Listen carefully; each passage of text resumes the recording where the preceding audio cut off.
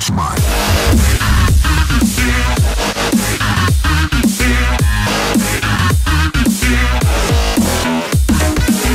Pozdrav ljudi, mami ukljeli, danas ću vam pokazati kako ostavite sliku na desktop za početnike, nemojte se smeti. Idem prvo na Google, kucam, lupam evo Minecraft logo, lupam ovo ja, slike, idemo slike ili pictures. Evo, uzmite koju hoćete, evo tu.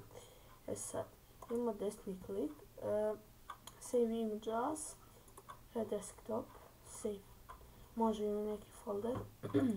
Onda idemo tu i možemo nađemo. Uđemo u to, desni klik, set a desktop background i to. Što nam stoji tu. Ovo belo, ne znam zašto je. I da, ovaj Minecraft story uopšte ne radi. Bar meni. To je bilo to. Vidimo se. Ovo je najkraći klip u istoriji. Ali dobro, nema veze. Bar je dobar. I da, što bih htio kažem,